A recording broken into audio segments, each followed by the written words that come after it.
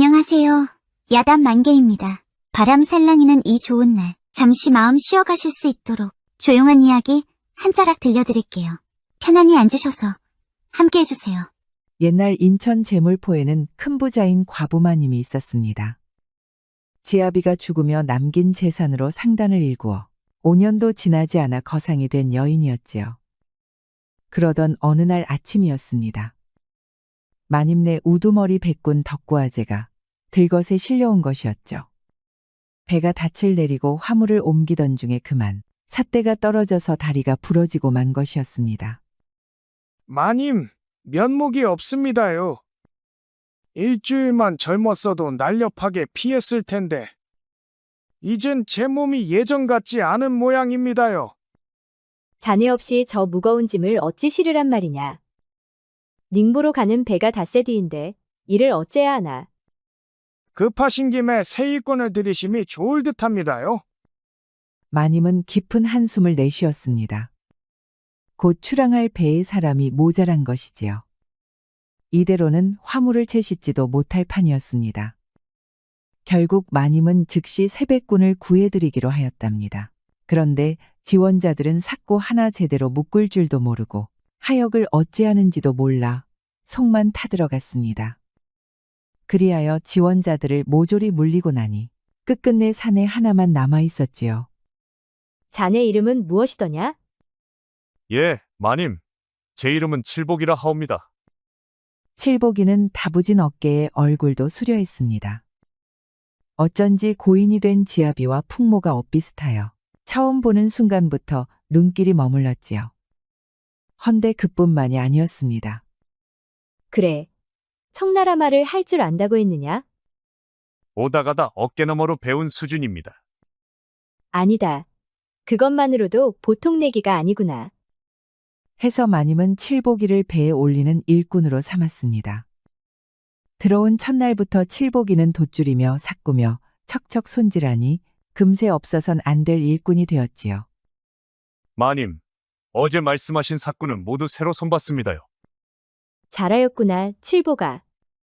이래서 자네가 믿음직한 게야. 어느새 칠복이가 들어온 지도 닷새가 지났습니다. 마님의 상선은 닝보항으로 떠날 준비를 마쳤고 칠복이 또한 선원들과 함께 배에 오르게 되었답니다. 긴 항해 끝에 마님의 상선이 마침내 닝보항에 닿았습니다. 바다를 건너며 뱃사람들은 모두 고달팠지만 닝보에 무사히 도착했으니 이보다 다행일 수 없었지요. 자, 조심하십시오. 화물은 밑창부터 내립니다요. 칠복이는 다른 백군들과 함께 부지런히 짐을 날랐습니다. 땀은 줄줄 흐르고 팔이며 등짝이 땀에 젖어들었지요. 일이 한창 무르익자 칠복이는 우통을 훌렁 벗어 제꼈습니다. 그리곤 흘러내린 땀을 훔치며 다시 돛줄을 잡았지요. 모든 짐을 다 내린 뒤 칠복이는 항구 뒤편의 우물가로 향했습니다. 물을 한가득 퍼서는 머리며 가슴이며 쫙쫙 끼얹었답니다. 물을 뒤집었으니 그 탄탄한 몸이 더 또렷이 드러났지요. 에그머니나 저게 뭐야? 칠보기가 아주 그냥 다 보이네 정말. 헌데 마침 마님이 그 광경을 보고 말았던 것입니다. 일을 마친 뒤 잠시 뱃머리에서 항구를 바라보던 마님은 뒤편으로 가다 물 끼얹는 칠보기를 발견한 것이지요. 아니 이걸 내가 왜 보고 있는 게야. 마님은 놀란 눈으로 그 자리에 굳어버렸습니다. 칠보기의 울끈불끈한 어깨며 물에 젖은 허리선이 그냥 아무리 봐도 눈을 뗄 수 없게 만들었지요. 내 가슴이 잘못되었나? 왜 이리 두근거릴까? 서방을 잃은 후 다 잊었는 줄 알았는데 말입니다. 어째 아랫배에서부터 뜨거운 것이 올라오는 것이었죠. 전신이 화끈거려서 얼굴이 홍시처럼 붉어졌답니다. 방으로 돌아온 뒤에도 자꾸만 물통 앞 장면이 떠올랐습니다. 그 몸이 웬만한 쇠붙이보다도 단단했지. 눈을 감아도 떠오르니 잊히지가 않는구나. 그날 밤 마님은 잠을 이루지 못했습니다. 호롱불 아래 누워도 자꾸만 칠보기의 가슴팍만 생각났습니다. 눈이 말똥말똥 뜨거운 한숨이 이불 밖으로 새어나왔지요. 마님의 두근거림은 그렇게 며칠이나 더 이어졌습니다. 옥건이. 이로써 갑절의 갑절은 남는 장사로구나. 며칠 뒤, 마님은 닝보 대상인들과 거래를 성사시켰습니다. 재물포에서 싣고 온 물건이 죄다 비싸게 팔렸으니 한 번에 커다란 이문을 남긴 것이지요. 오늘은 모두 흥겨이 마시고 즐기도록 하라. 마님은 상단의 노고를 풀 겸 잔치를 열기로 하였지요. 하여 근처 객잔을 통째로 빌려 준비를 시작했답니다. 칠보가 오늘 밤도 연회를 베풀 것이니 장터에 가서 술과 안주를 넉넉히 사오너라. 예, 알겠습니다요, 마님. 잊지 말고 진귀한 음식을 빠짐없이 챙겨오도록 하여라. 맡겨주시지요. 제가 제대로 골라오겠습니다요. 오냐 너만 믿겠다. 일꾼 중에서 청나라 말을 하는 이가 칠복이 뿐이었으니까요. 하여 칠복이는 마님의 심부름으로 장터로 향했답니다. 칠복이는 이른 시각에 배를 나와 장터로 향했습니다. 닝보에는 신기한 술과 음식이 잔뜩 있었지요. 칠복이는 이것저것 왕창 사들였답니다. 해가 기울 무렵이 되어서야 숙소로 돌아왔습니다. 칠복이는 물건을 하나하나 창고에 옮겨둔 뒤 마님께 보고를 드리러 안채로 발길을 옮겼습니다. 헌데 방 앞에 도착했을 때였지요. 마님의 방 안에서 자박자박 물소리가 들려오는 것이었습니다. 응? 이 시간에 물소리라니? 무심코 문틈을 스쳐 지나려던 칠복이는 그만 그 안의 풍경을 보고 굳어버렸습니다. 과부마님이 방 안에 놓인 목욕통 안에서 하얀 옷자락 하나 없이 몸을 씻고 계셨던 것이지요. 머리를 감느라 흘러내린 머리칼이 물에 젖었지요. 물살 아래로 하얀 살결이 은은히 드러났습니다. 아니 저게 사람이요. 선녀요? 어쩜 저리도 고울 수 있단 말인가? 그 아름다운 자태에 가슴이 쿵쾅거렸지요. 칠복이는 눈을 떼지 못했습니다. 여인의 살결을 그렇게 가까이서 본 것은 처음이었거든요.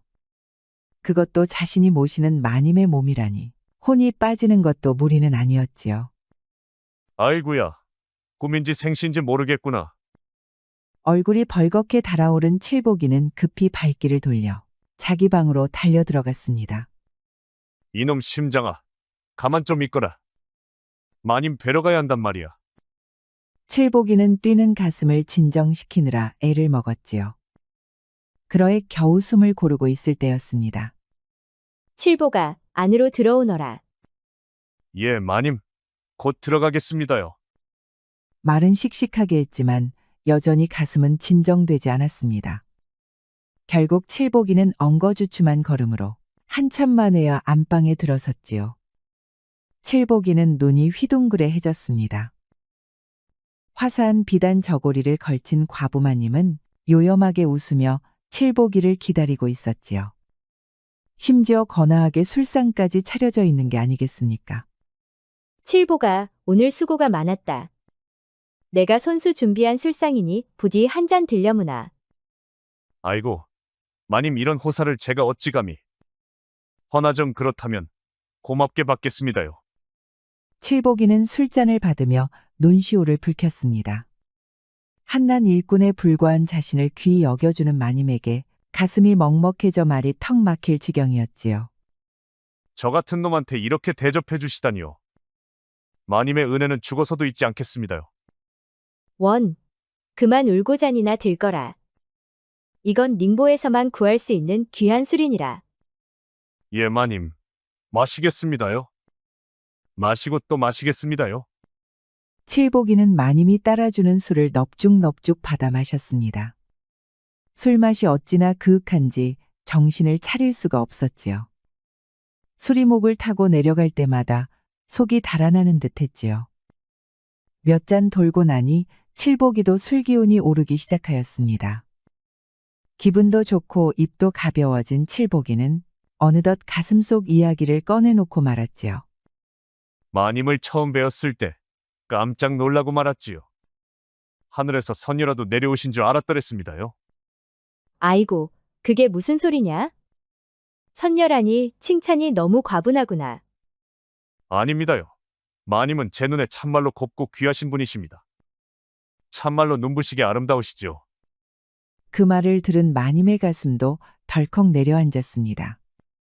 이미 칠복이의 구릿빛 어깨며 단단한 팔뚝을 보았던 터라 그 장면이 다시금 머릿속에 어른거리는 것이었지요. 불시에 치솟는 열기에 어찌할 바를 모르던 마님은 자기도 모르게 칠복이의 거친 손을 살며시 잡아버렸습니다. 정말이더냐? 내 얼굴이 그리도 곱게 보였더냐? 그럼요. 마님, 정말이고 말고요. 세상 천지의 마님만큼 곱고 기품 있는 여인은 없습니다요. 그 말을 끝으로 칠복이는 더는 참지 못하였죠. 하여 마시던 술잔을 턱하고 내려놓았습니다. 그리고는 불붙은 마음을 감추지 못한 채 성큼성큼 마님 곁으로 다가섰지요. 두 사람 사이에는 말 대신 뜨거운 숨결만 오갔습니다. 마님, 처음 본 순간부터 사모하였습니다요. 나도 널 보았을 때부터 예사롭지 않았다. 마님의 살결은 배곡처럼 곱고 숨소리는 꾀꼬리 같았습니다. 그 밤 링보의 달빛은 창문 너머로 길게 드리웠고 방 안의 호롱불은 자꾸만 흔들렸지요. 그리하여 칠복이는 그 밤을 결코 멈추지 않았고 마님 또한 더는 참으려 하지 않았답니다. 이튿날 해가 중천에 올랐을 무렵에야 칠복이는 눈을 떴습니다. 그리고는 그 자리에서 얼어붙고 말았지요. 자기 팔을 베고 과부마님이 잠들어 있었던 것입니다. 그것도 옷 한 겹만 걸친 채였으니 칠복이가 얼마나 놀랐겠습니까? 아이고야, 내가 무슨 짓을 한 게냐? 마님의 자태는 실로 아슬아슬하였지요. 그는 황급히 자리를 털고 일어나 앞뒤 분간도 못한 채 옷을 주워 입었습니다. 칠복이는 곧장 밖으로 뛰쳐나갔지요. 그리고는 상단의 일부터 챙기기 시작하였습니다. 돛줄을 당기고 화물짝을 나르며 눈코 뜰 새 없이 손을 놀렸지만 머릿속은 온통 안방에 남겨두고 온 마님 생각뿐이었지요. 이런 놈이 어디 있단 말이냐? 종놈이 그만 주제를 망각하고. 칠복이는 자꾸만 스스로를 탓했지요. 그리하여 칠복이는 온종일 마님의 얼굴을 피해 다녔습니다. 안채에 남은 마님 또한 마음이 편치 않았지요. 아이고, 어쩌자고 그런 일을. 내가 잠시 미쳤나 보다. 이러다 칠복이 눈에 천한 여자로 보이면 어이할꼬. 그렇게 걱정스런 말은 입 밖으로 튀어나오면서도 머릿속에서는 자꾸만 칠복이의 얼굴만 떠올랐지요. 하여 과부마님은 도무지 마음을 다잡을 수가 없었습니다. 그리하여 마님 역시 하루 종일 칠복이를 피해 다녔습니다. 그렇게 며칠이 지났지요. 서로가 서로를 피해 다니다 보니 집안 식구들 사이에 수군거림이 일기 시작했습니다. 결국 가장 눈치 없는 덕고아제가 나서고 말았지요. 마님, 그 칠복이 놈이 혹 무슨 일 저질렀습니까? 그러면 제가 불러다가 혼주를. 아니야. 칠복이는 아무 잘못도 없다. 내 다시는 그런 말 꺼내지도 말거라. 함부로 손이라도 댔다간 혼쭐을 날 줄 알아라. 예, 알겠습니다요. 마님.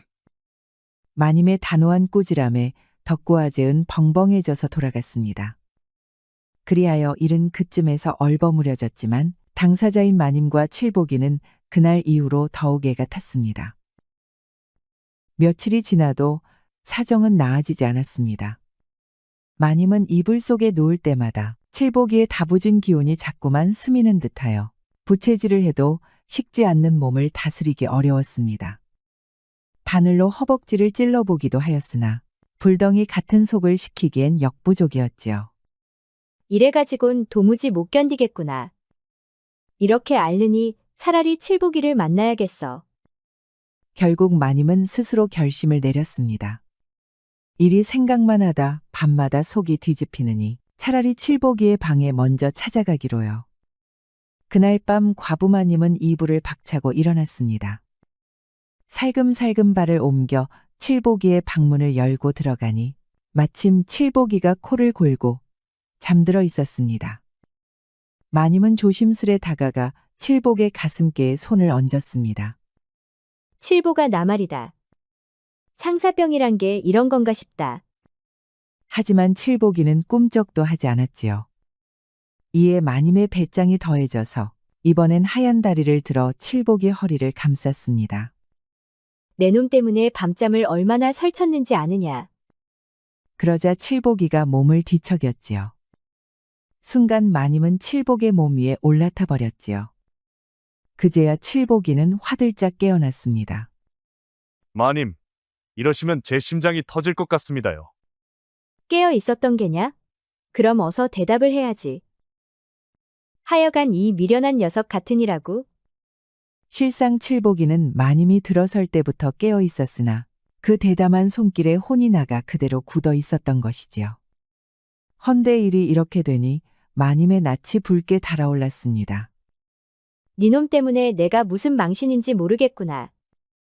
이럴 바에야 닝보왕 앞바다에 뛰어드는 게 낫겠구나. 마님, 제발 그러지 마셔요. 마님이 가시면 이 칠복이도 바다에 뛰어들 겁니다요. 그리하여 한바탕 소동이 벌어졌답니다. 한참 후에야 두 사람은 나란히 마주보며 깔깔 웃고 말았습니다. 서로가 서로를 얼마나 아끼고 있었는지 확인한 뒤였으니 민망함보단 기쁨이 먼저 앞섰던 것이지요. 칠보가 나 너 참 좋다. 네 얼굴만 보면 속이 따뜻해진다. 마님, 저도 그렇습니다요. 하루만 안 봐도 밥이 안 넘어가니 큰일이죠. 그날 밤 둘은 다시금 마음과 몸을 나누었지요. 둘은 닝보왕의 밤하늘을 올려다보며 나란히 누웠답니다. 그날 이후 마님과 칠복이는 닝보 이곳저곳을 다녔습니다. 항구 근처 객잔에 들려 식사를 하고 붉은 등롱이 걸린 여인숙에서 밤을 보냈지요. 이렇게 다니는 것이 참 오랜만이구나. 저도 꿈만 같습니다요. 마님이랑 날마다 이렇게 다니고 싶습니다요. 그렇게 둘은 다시 한번 하나가 되었지요. 칠복이와 과부마님은 함께 밤하늘의 별을 보았답니다. 이후로 과부마님과 칠복이는 틈만 나면 붙어 있었습니다. 마님은 서방이 죽은 이후 줄곧 혼자였지요. 이제 듬직한 칠복이가 옆에 있으니 너무나도 행복했지요. 시간이 흘러 제물포로 돌아갈 날이 되었습니다. 마님은 배에 비단을 가득히 실었습니다. 귀한 청나라 비단을 조선에 가져가면 10배는 남았지요. 헌데서의 중턱에 다다랐을 무렵이었지요. 갑자기 시커먼 배 한 척이 길을 막아섰습니다. 어째 모양새부터 예사롭지 않았지요. 해적이다. 해적이야. 마님, 어서 몸을 피하소서. 해적배에서 우락부락한 사내들이 몰려왔습니다. 그 선두에 선 사내가 칼자루를 툭툭 쳤습니다. 살고 싶거든 가진 것을 순순히 넘겨라. 특히 비단, 닝보에서 산 비단을 내놓거라. 배에 비단이 실린 것을 다 아는 말투였습니다. 그런데 해적두목이 갑자기 칠복이를 가리켰지요. 오호라, 이놈 칠복이 아닌가? 이게 무슨 짓이오? 왜 우리 배를 막는 게요? 과부마님은 깜짝 놀라 뒤로 물러섰습니다. 두목의 말투가 어쩐지 칠복이를 아는 것 같았지요. 내 놈이 진작 나섰더라면 우리가 이 고생은 안 했을 터다. 두목, 지금은 사정이 다릅니다요. 뭐라고 두목이라고 했느냐? 그럼 혹시 칠복이 네가 내 통을? 그제야 마님은 모든 것을 깨달았습니다.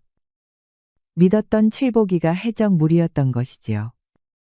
필시 비단을 노리고 상단에 들어온 것이었습니다. 마님의 가슴이 서늘해졌지요.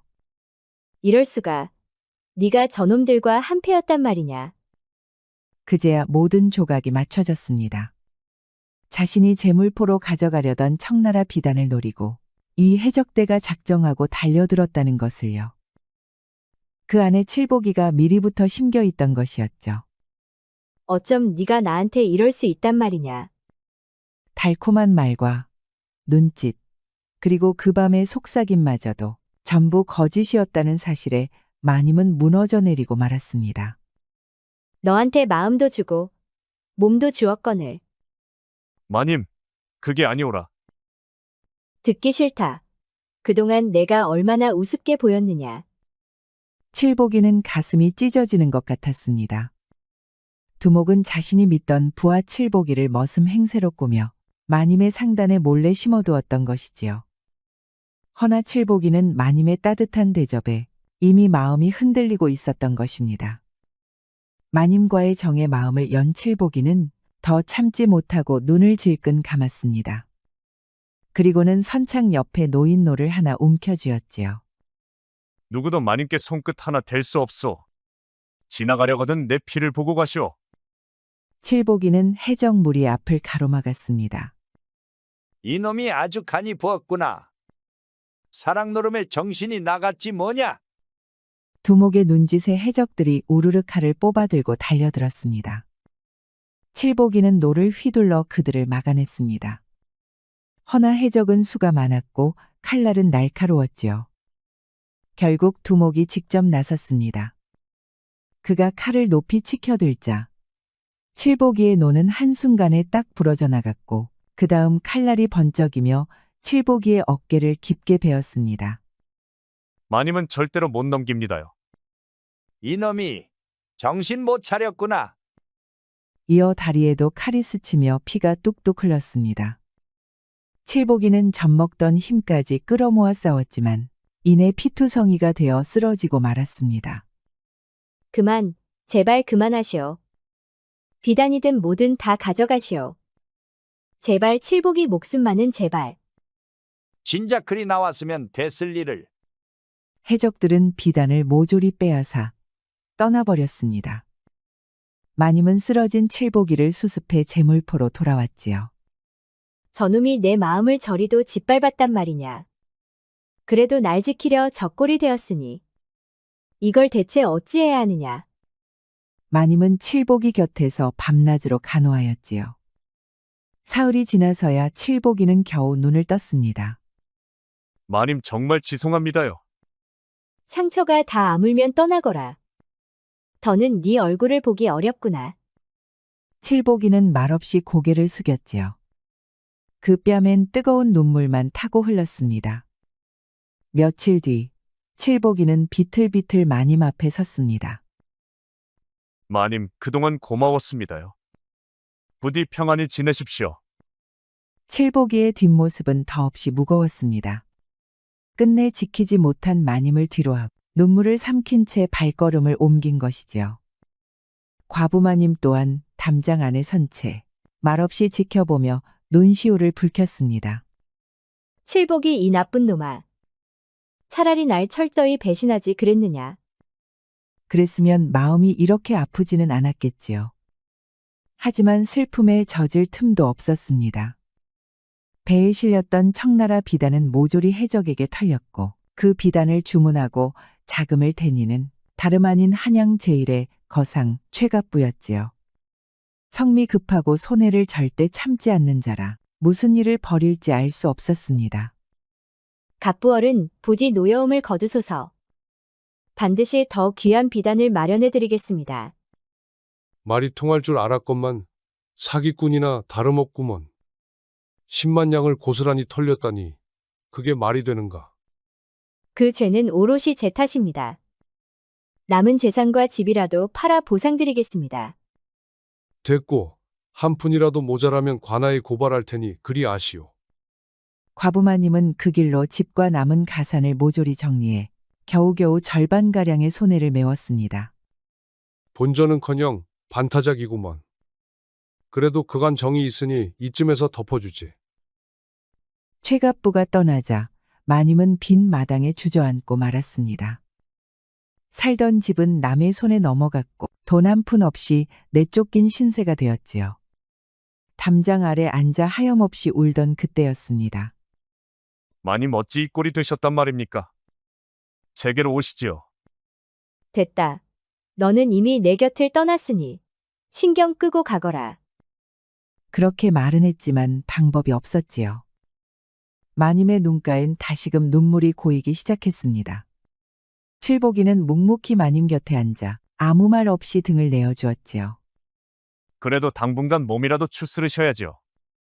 마님, 지는 마님의 은혜를 꿈에도 잊은 적이 없습니다요. 이제부턴 마님을 위해 목숨을 걸겠습니다. 딱 한 번만 저를 믿어주면 안 되겠습니까? 과부마님은 칠복이와 함께한 날들을 떠올렸습니다. 함께 웃고 함께 걸었던 길. 그리고 자신을 위해 해적들과 맞서던 그의 모습. 그 마음만은 거짓이 아니었지요. 결국 마님은 조용히 고개를 끄덕였습니다. 집이 허술하오나 지내시기엔 무리 없을 것이옵니다. 알겠다. 지는 볼 일이 있어 나가니 편히 쉬소서. 그렇게 말한 칠복이는 곧장 집을 나섰고 마님은 홀로 초막에 머물게 되었습니다. 비록 남루한 삶이었지만 있을 건 다 있었죠. 처마 밑에는 장작이 있고 쌀독엔 잡곡이 남아 있었지요. 허나 눈물은 자꾸만 흘러나왔습니다. 한순간에 모든 걸 잃은 억울함은 쉬이 가시질 않았던 것입니다. 그 시각 칠복이는 가만히 있지 않았습니다. 마님의 비단을 되찾고자 백방으로 나섰습니다. 하여 기어코 해적대의 뒤를 밟기로 마음먹은 것이지요. 저놈은 두목의 신복 아닌가? 옳거니 뒤를 밟아보자. 미행하던 칠복이는 눈을 의심했습니다. 놈이 들어간 곳이 다름 아닌 최갑부의 대저택이었기 때문이지요. 칠복이는 재빨리 담을 타고 올라 지붕 위에 바짝 엎드렸습니다. 기척을 죽이고 귀를 바짝 세우자 안에서 수상한 말소리가 들려왔습니다. 수만 양 어치 비단에다 선불로 준 10만 양까지. 모조리 내가 삼켰으니 2배로 남는 장사로다. 아이고, 갑부 어르신. 이번에도 통쾌하게 한 건 하셨습니다요. 여인네가 참 순진해. 그대로 속다니. 이 정도면 장사도 아니다. 자, 이번 몫이다. 아니 이런 일만냥이나 감사옵니다. 갑부님을 죽을 때까지 따르겠나이다. 칠복이의 두 눈이 번쩍 뜨였습니다. 알고 보니 해적대와 갑부는 애초부터 짜고 친 고약한 패였던 것이지요. 어째 수상하다 했더니만 이런 내막이 있었구나. 비단을 빼앗기 위한 모든 일이 다 계획된 사기극이었던 것입니다. 피가 거꾸로 솟는 듯한 분노에 칠복이는 이를 꽉 깨물었습니다. 내 이놈들을 그냥. 아니지. 지금은 그럴 때가 아니지. 복수보다도 먼저 마님의 비단부터 되찾아야 했지요. 칠복이는 조심스레 일어났습니다. 그리고는 바닷가에 정박해 있는 해적선으로 향했지요.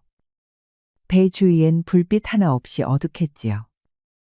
해적들은 술에 취해 고래고래 떠들고 있었고 그 틈을 타 칠복이는 작은 나룻배를 끌고 해적선 뒤편에 몰래 다가갔습니다. 창고 문을 열자 거기엔 마님의 비단이 가득했습니다.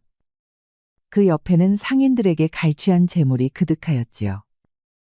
어휴, 경계심이라곤 약에 쓸 데도 없구나. 보는 내가 다 한심하다야. 칠복이는 조용히 비단을 배에 옮겨 실었습니다. 빼앗은 재물도 모조리 추려내어 실은 뒤 기름통을 꺼내 창고 사방에 뿌렸지요. 그리곤 불씨 하나를 던져놓고 곧장 배에서 빠져나왔습니다. 잠시 뒤 해적선의 불길이 번쩍 치솟았습니다. 해적들이 놀라 달려나오고 선장은 고함을 지르며 발을 굴렀지만 이미 배는 활활 타오르고 있었지요. 그 틈을 타 칠복이는 노를 저었지요. 순식간에 멀리 빠져나갔습니다. 칠복아, 이게 다 그 비단이란 말이냐? 마님, 무사히 되찾아왔습니다요. 해적선에 불을 지르고 그 틈에 빼내었지요. 과부마님은 칠복이의 두 손을 꼭 붙잡았습니다. 복받치는 기쁨에 눈시울이 붉어졌지요. 칠복이는 그날 밤 해적선에서 본 일들을 하나도 빠짐없이 마님께 전하였습니다. 최갑부가 마님의 비단을 빼돌렸다는 사실까지도요. 이놈들, 사람의 탈을 쓰고도 어찌 이리 악랄할 수가 있단 말이냐. 이대로 두고 볼 수는 없구나. 이제는 우리가 나설 차례다. 하지만 저들은 조정조차 손대지 못하는 자들입니다요. 그래서다. 억울하게 당한 백성들의 힘을 모아야 한다. 그 방법은 내게 이미 생각이 있다. 마님과 칠복은 그렇게 머리를 맞대고 크고도 은밀한 복수를 꾸미기 시작했답니다. 며칠 후 칠복이는 다시 최갑부에게 모습을 드러냈습니다. 내 놈이 여길 어디라고 기어들어오느냐? 목숨이 2개라도 되는 줄 아느냐? 잃은 게 없어서 두려울 것도 없습니다. 비단이 어디 있는지 제가 알고 있지요. 역시 내 놈이 훔쳐갔구나. 당장 내놓지 못할까? 성질은 여전하십니다. 그 전에 10만 양, 그 돈부터 돌려주시지요. 두목이 씩씩대며 달려들려 하자 최갑부가 손을 내저으며 막아섰습니다. 흥정을 끝내야 물건이 오지 않겠는가? 알겠다. 10만 양 내주겠다. 그러면 사흘 뒤 비단과 돈을 재물포합섬에서 교환합시다. 좋다. 그날을 기다리겠다. 칠복이가 돌아가자 최갑부는 심술궂게 웃었습니다. 10만 양은 무슨 얼어 죽을. 비단만 다시 손에 놓고 저놈과 과부는 섬에서 깨끗이 없애버려라. 반드시 그렇게 하겠습니다요. 드디어 사흘 뒤 밤이 찾아왔습니다. 칠복이와 과부마님은 배에 비단을 싣고 노를 저어 외딴 섬에 도착하였지요. 고요한 달밤, 숨소리조차 죽은 그 해변에 자정 무렵 해적선 한 척이 모습을 드러냈습니다. 정말로 비단을 들고 나왔군. 조선 놈들 참으로 순진하다니까. 이젠 다 끝났다. 죽여라. 혹시나 했지만 역시나였습니다. 비단을 확인하자마자 해적무리들이 칼을 뽑아들었지요. 바로 그때였습니다. 갑자기 어둠 속에서 석화시 한 줄기가 날아들고 귀가 먹먹한 함성 소리가 들려왔답니다. 이게 도대체 다 무엇이냐? 어디서 잔치라도 벌어지는 것이냐? 잔치가 아니다. 이건 내 놈 장례식이다.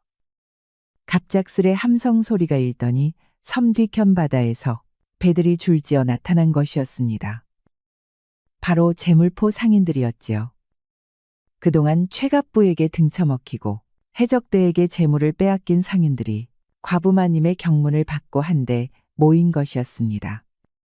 그들은 쇠스랑이며 부직갱이 혹은 도끼를 들고 순식간에 해적들을 포위해버렸습니다.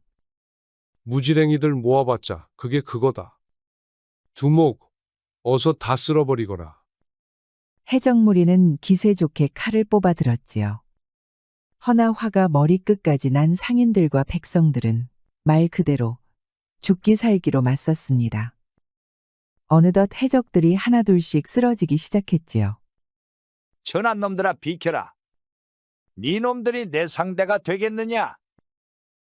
두목은 맹수처럼 날뛰며 수십 명을 쓰러뜨렸지만 그 앞을 막아선 자가 있었습니다. 다름 아닌 칠복이었습니다. 두목, 당신 상대는 이 칠복이요. 이 배은망덕한 놈아. 살려주는 애를 배신하더니 이젠 칼까지 겨누어. 방금 배은망덕이라 하였소? 그건 힘없는 사람들을 약탈하는 당신에게나 어울리외다. 두목은 끝까지 발악을 하였지요. 그러다 칠복이가 휘두른 몽둥이의 정통으로 얻어맞았답니다. 그 한 방으로 해적두목은 혀를 길게 빼물고 기절하고 말았지요.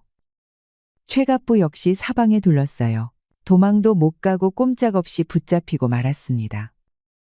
해적단의 완패였지요. 살려주시오. 목숨만 살려준다면 제가 빼앗은 재산은 모조리 내놓겠습니다. 결국 최갑부는 붙잡히고 말았습니다. 지금까지 빼앗은 재물을 전부 토해내게 되었지요.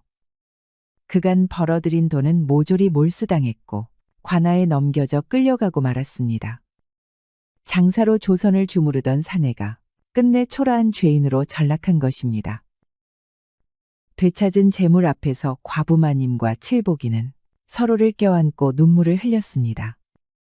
칠보가 이게 꿈이냐 생시냐. 난 아직도 믿기지 않는구나. 마님, 참말로 축하드립니다요. 이제는 마음 편히 장사하셔도 됩니다요.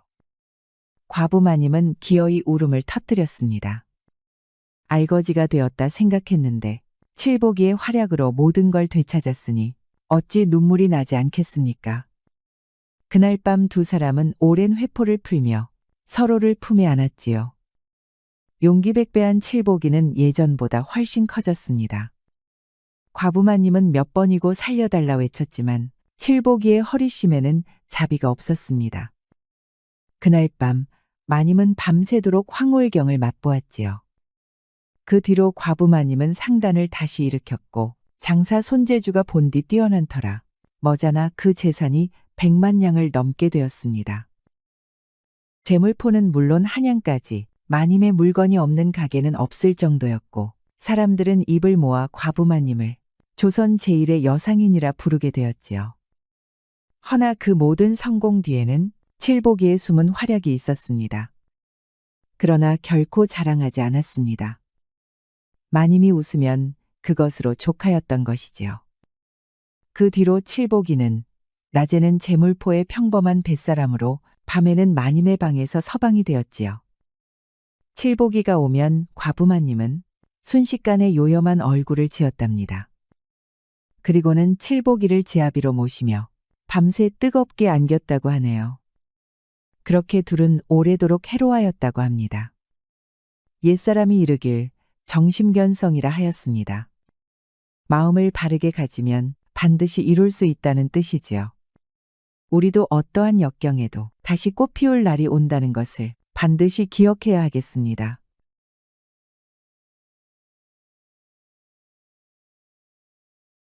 옛날 강원도 산골 마을에 철수란 사냥꾼 청년이 있었습니다. 철수는 나이 많은 할아버지를 모시며 살았지요. 하루는 할아버지가 위독하여 철수를 머리맡으로 불렀지요. 철수야, 이리 가까이 와 보거라. 이 늙은이가 저승길 떠나기 전에 반드시 해야 할 말이 있다. 할아버지의 목소리는 떨리고 있었습니다. 돌아가신다니요. 그런 말씀을 하시지 마세요.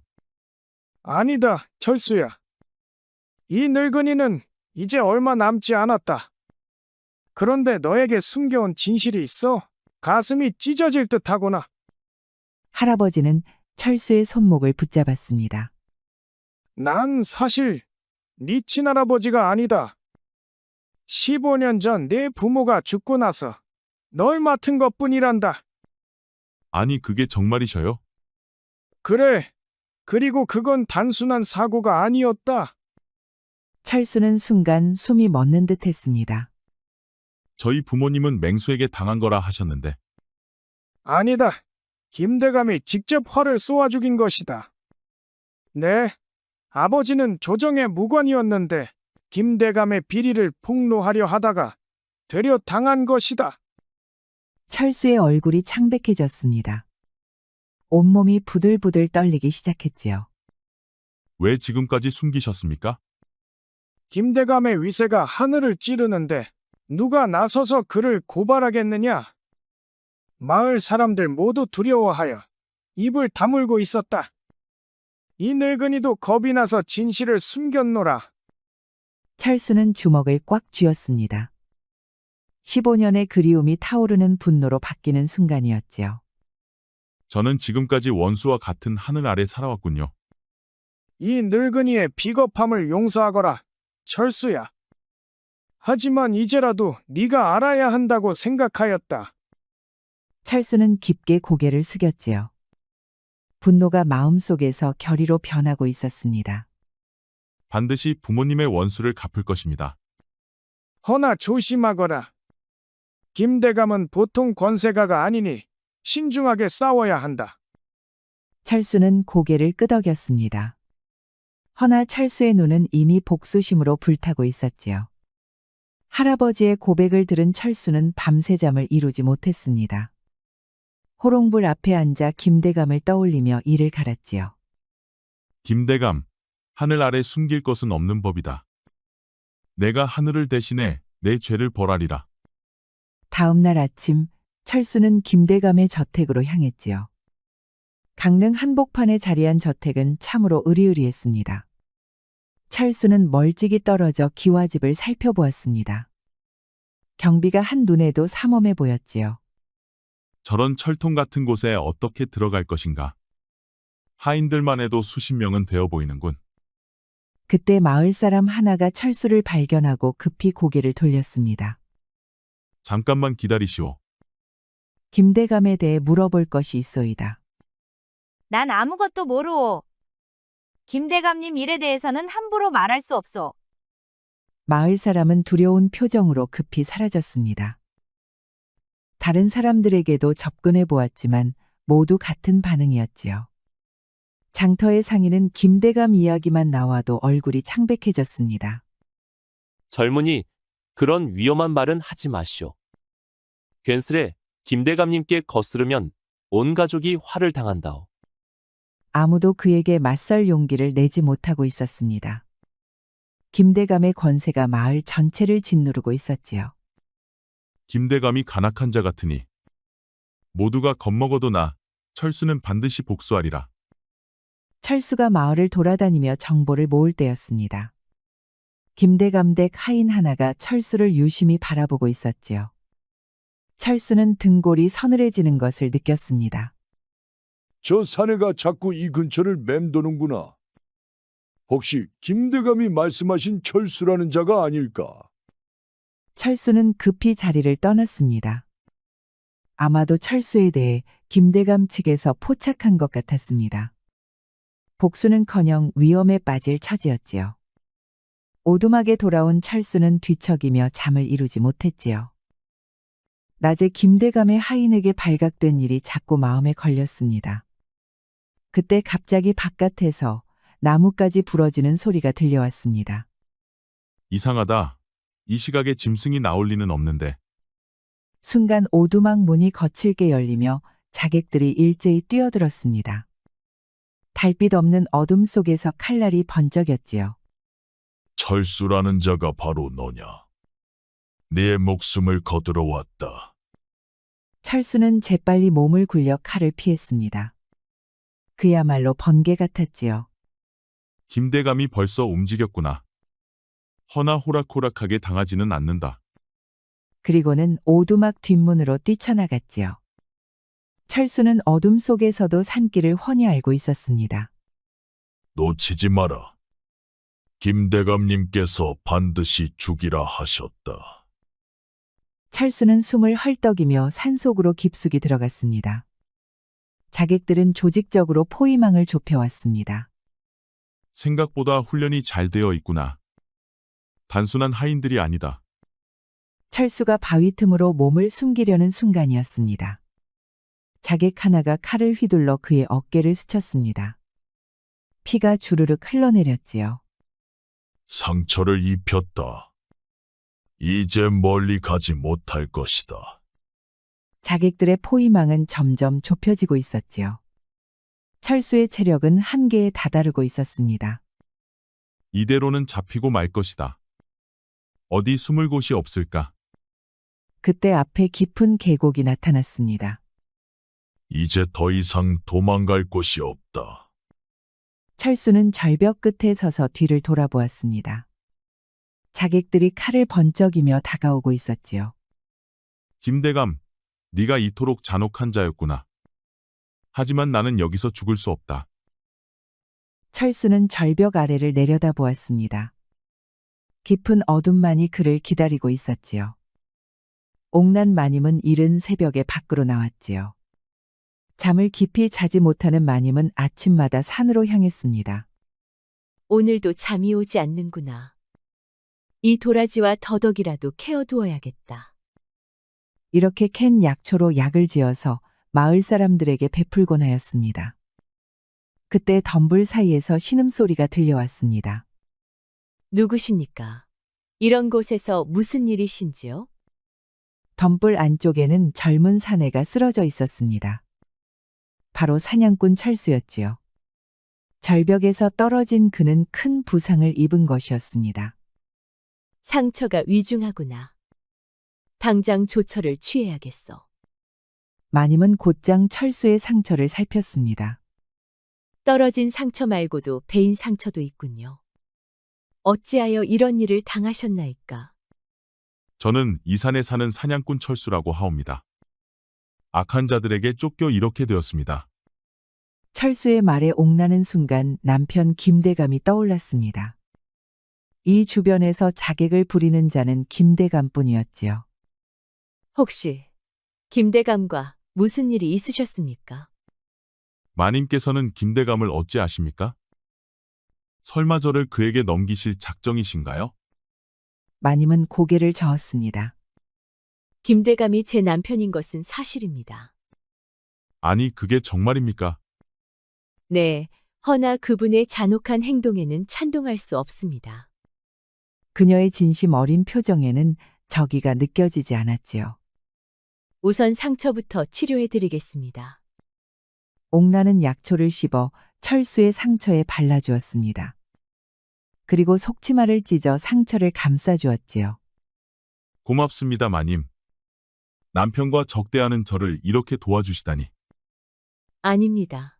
안전한 곳으로 모시고 가겠습니다. 남편 김대감에게 죽은 억울한 사람이 어디 한둘이어야지요. 마님은 속죄하는 마음으로 철수를 도왔습니다. 그리하여 철수를 부축하여 비밀 은신처로 데려갔답니다. 은신처는 마님이 약초를 캐다 들리는 초막이었지요. 이곳은 저 혼자만 사용하는 곳이니 안전합니다. 옥나는 철수의 상처에 새로운 약초를 발랐습니다. 며칠이 지나면서 철수의 상처는 빠르게 아물고 있었지요. 사흘이 지나자 철수는 많이 회복되어 있었습니다. 옥란이 정성껏 돌봐준 덕분이었지요. 마님의 은혜를 어찌 갚아야 할지 모르겠습니다. 헌데 왜 저 같은 자를 도와주시는 것입니까? 남편의 잔혹한 행동을 보며 늘 마음이 아팠지요. 무고한 사람들을 해치는 것을 보면서도 막지 못한 것이 한스러웠답니다. 옥란의 눈에는 깊은 죄책감이 서려 있었지요. 마님께서도 김대감의 행동에 괴로워하고 계셨군요. 김대감은 제 남편이지만 흉엄한 자입니다. 심지어 비리를 고발하려던 무관을 그 가족과 함께 몰살한 적도 있다는군요. 그 순간 철수는 머릿속에 벼락이 치는 것 같았습니다. 혹시 그 무관이 누구인지 아십니까? 성이 김씨였던 것만 기억합니다. 그 집안에서 오직 막내 아들만 살아남았다고 하더군요. 철수는 온몸이 떨렸습니다. 옥란이 말하는 것이 바로 자신의 가족이었지요. 그 막내 아들이 바로 저입니다. 김대감은 제 가족을 죽인 원수입니다. 자신이 구한 사람이 남편의 피해자였다니요.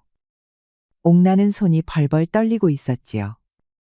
철수는 옥란의 손을 굳게 잡았습니다. 누군가는 김대감을 막아야 합니다. 제가 도와드리지요. 속죄하는 마음으로 복수를 도와드리겠습니다. 두 사람은 서로를 바라보며 굳은 결의를 다졌습니다. 그렇게 가해자와 피해자가 하나로 뭉치게 되었지요. 그렇게 보름이 지났습니다. 마님의 간호로 철수의 상처도 많이 나았지요. 철수는 조심스럽게 마을 상황을 살펴보러 내려왔습니다. 헌데 마을의 모습은 철수가 예상보다 훨씬 참혹했습니다. 가을 거디가 한창인데도 사람들 얼굴엔 절망이 가득했지요. 한 농부가 김대감의 하인에게 곡식을 빼앗기고 있었습니다. 철수를 잡지 못한 것에는 니들의 죄가 크다. 하여 김대감님께서 세금을 2배로 올리라 명하셨다. 제발 살려주십시오. 이것마저 가져가시면 겨울을 어떻게 나겠습니까? 철수는 숨어서 이 광경을 지켜보며 주먹을 꽉 쥐었습니다. 자신 때문에 무고한 마을 사람들이 고통받고 있었지요. 우물가에서는 한 과부가 아이를 안고 울고 있었습니다. 철수가 다가가 사정을 물어보았지요. 철수와 내통했다며 내 남편을 죽였소이다. 이런 일이 어찌 일어날 수 있단 말입니까? 요즘 김대감님은 철수라는 자를 찾지 못해 매일같이 분풀이를 하는 중입니다. 철수는 가슴이 찢어지는 듯 했습니다. 자신 때문에 무고한 사람들이 죽어가고 있었지요. 이제 알겠다. 김대감을 처단하는 것은 나만을 위한 일이 아니다. 이 강원도 땅 전체를 구하는 일이구나. 철수는 복수를 넘어 의로운 일을 하겠다고 다짐했습니다. 반드시 이 악한을 처단하여 마을의 평화를 가져오리라. 다음 날 옥나는 서재로 향했습니다. 남편의 죄악을 입증할 증거를 찾아야 했으니까요. 마침 김대감은 관아에 나간 사이였지요. 옥난에게는 절호의 기회였습니다. 이제야 서재의 문서를 살펴볼 수 있겠구나. 분명 죄악의 증거들이 있을 것이다. 옥난은 조심스럽게 서재로 들어갔습니다. 가구와 서랍 안에는 수많은 문서들이 들어차 있었지요. 옥난은 가장 깊은 금고의 문서를 살펴보았습니다. 거기에는 관아와 주고받은 뇌물부터 무고한 사람들을 해친 기록까지 적혀 있었지요. 이런 끔찍한 일들을 기록까지 해두다니. 철수 가족을 죽인 일도 여기 적혀 있구나. 그때 갑자기 문이 열리며 김대감이 들어왔습니다. 관아 일이 일찍 끝나 예상보다 빨리 돌아온 것이었지요. 부인이 여기서 무엇을 하고 있는가? 옥나는 깜짝 놀라 문서를 떨어뜨렸습니다. 김대감의 눈빛이 차갑게 변했지요. 대감, 그저 청소를 하려고 들어왔을 뿐입니다. 청소라고? 하인들이 할 일을 네가 왜 하느냐? 김대감의 눈빛이 싸늘해졌습니다. 혹시 누군가와 내통하고 있는 것은 아니냐? 요즘 네 행동이 이상하더니. 옥나는 식은땀을 흘렸습니다. 남편이 의심하기 시작한 것이 분명했지요. 무슨 말씀이신지 모르겠습니다. 저는 그저 청소를 하려고 왔을 뿐입니다. 허나 김대감은 의심을 거두지 않았습니다. 그렇다면 며칠 전 새벽에 어디 갔었는지 말해보아라. 하인이 네가 산으로 가는 것을 보았다고 했으니. 김대감은 이미 자신을 감시하고 있었던 것이지요. 옥나는 더 이상 변명할 수 없었습니다. 잠이 오지 않아 산보를 했을 뿐입니다. 진짜 이유를 내가 말해주마. 니녀는 철수라는 자와 손을 잡은 것이야. 내 말이 틀림이 없을 것이다. 발각이 난 옥나는 달아나려 하였습니다. 허나 김대감이 옥난의 팔을 낚아챘지요. 감히 남편을 배신하다니. 네 죄를 네가 알렸다. 철수는 옥난이 돌아오지 않자 불안해했습니다. 뭔가 잘못되었다는 직감이 들었지요. 하여 김대감 저택으로 향했습니다. 아프옵니다. 제발 그만하시옵소서. 안채에서 옥난의 비명소리가 들려왔지요. 철수는 더 이상 망설일 수 없었습니다. 하여 단숨에 마당으로 뛰어내렸습니다. 아니 웬 놈이냐. 얘들아, 어서 저놈을 막아라. 부하들이 가로막으면서 치열한 싸움이 벌어졌지요. 철수는 막아서는 이들을 베며 옥난을 찾아 헤맸습니다. 철수는 천신만고 끝에 옥난을 구출하였습니다. 두 사람은 서로를 부축하며 기와집을 빠져나왔지요. 마님, 다친 곳은 없으십니까? 지금은 그게 중요한 것이 아닙니다. 비록 증거를 확보하지는 못했지만 이 문서는 찾아낼 수 있었습니다. 옥난 마님은 철수에게 문서 하나를 내밀었습니다. 그것은 가족들이 죽은 날을 기록한 것이었지요. 철수는 피가 나도록 이를 깨물었습니다. 지금부터 시작입니다. 허나 김대감은 이제 더욱 경계할 것입니다. 저는 이미 각오를 했습니다. 남편의 죄악을 더 이상 방치할 수 없소이다. 두 사람은 김대감을 치기 위해 밤새도록 치밀하게 계획을 세웠지요. 이제 돌이킬 수 없습니다. 하지만 후회는 하지 않습니다. 저 역시 마찬가지입니다. 마님과 함께라면 어떤 어려움도 이겨낼 수 있을 것 같았지요. 김대감은 산신당에서 접선을 하곤 합니다. 그렇다면 산신당 길목에서 기다리겠소이다. 이번에는 반드시 김대감을 처단할 것이오. 두 사람은 서로의 손을 맞잡고 굳은 결의를 다졌습니다. 복수 계획을 세운 지 며칠이 지났습니다. 철수와 옥란은 은신처에서 때를 기다리고 있었지요. 그러면서 두 사람은 서로에 대해 더 깊이 알아가고 있었습니다. 철수님과 함께 있으면 마음이 참 편안합니다. 이런 평온함을 느껴본 것이 언제였을까요? 저도 마님과 있으면 마음이 녹는 것 같소이다. 철수도 옥난을 마주 보았습니다. 화롯불에 비춰진 그녀의 얼굴이 더욱 빛나 보였지요. 옥난은 부끄러워하며 고개를 숙였습니다. 하지만 그녀의 마음은 이미 철수에게 기울어져 있었지요. 이제 철수님 없이는 한시도 못 살 것 같답니다. 저 역시 같은 마음입니다. 옥난은 철수의 손을 조심스럽게 잡았습니다. 철수의 거친 손이 세상에서 가장 소중하게 느껴졌지요. 바깥에서는 눈발이 창문을 두드리고 있었습니다. 이곳에서는 두 사람만의 시간이 흘러가고 있었지요. 철수는 옥난의 얼굴을 조심스럽게 어루만졌습니다. 그녀의 부드러운 살결이 그의 손끝에 전해졌지요. 마님, 진심으로 사모하고 있습니다. 두 사람은 서로를 바라보며 천천히 가까워졌습니다. 어느새 옥난은 철수의 품에 안겼습니다. 철수의 넓은 가슴에 닿자 온몸이 떨렸지요. 오늘 밤만은 모든 것을 잊고 싶습니다. 두 사람은 서로를 완전히 받아들였습니다.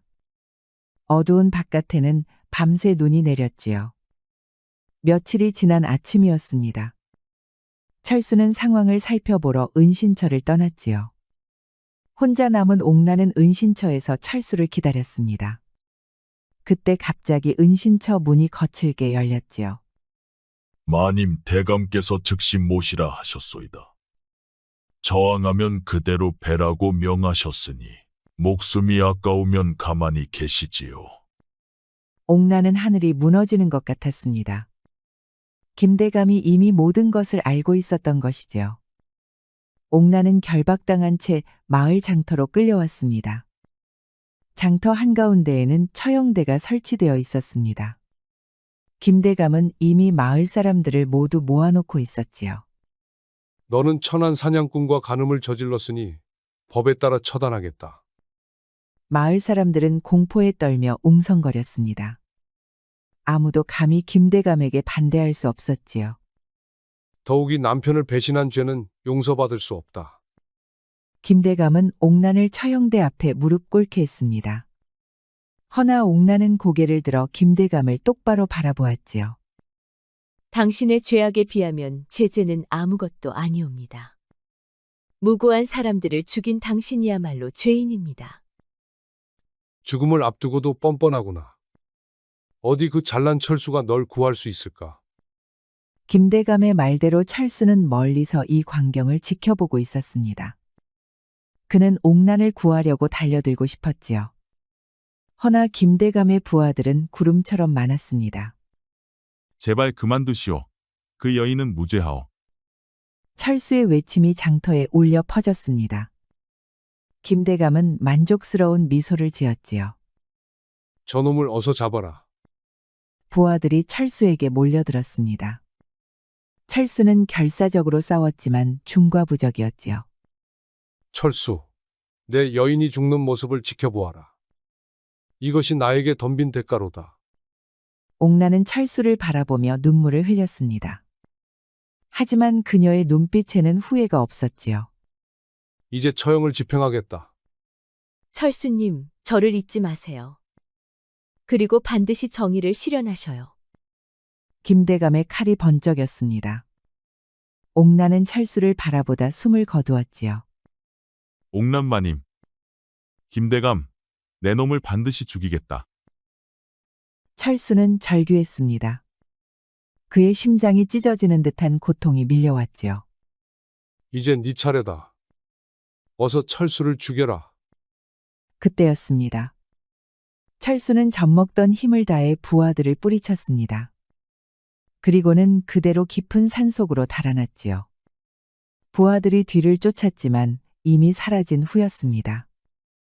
옥난을 잃은 철수는 밤낮 없이 무술을 연마했습니다. 3번의 겨울과 여름이 흘렀습니다. 허나 그의 복수심은 더욱 불타올랐지요. 마님에 대한 그리움은 깊어만 지는군요. 이번에야말로 반드시 원수를 갚겠소이다. 철수는 매일 활쏘기와 검수를 연마했습니다. 철수는 나무에 매달린 관역을 향해 화살을 쏘았습니다. 10발 모두 정확히 중심을 맞췄지요. 두고 보아라. 김대감 네 목을 반드시 베리라. 마을에서는 철수가 죽었다고 여기고 있었습니다. 김대감 역시 철수의 위협이 사라졌다고 생각하였지요. 그래서 더욱 포악하게 행동하고 있었습니다. 허나 사실 철수는 숨어서 모든 것을 지켜보았답니다. 김대감, 내 놈은 여전히 변하지 않았구나. 하지만 내 최후가 이제 얼마 남지 않았다. 그는 옥난과 함께 보낸 행복했던 시간들을 떠올렸습니다. 그 기억들이 그의 복수 의지를 더욱 불타오르게 했지요. 3년의 은둔 생활을 보낸 철수에게도 봄이 찾아왔습니다. 마침내 하산할 때가 되었지요.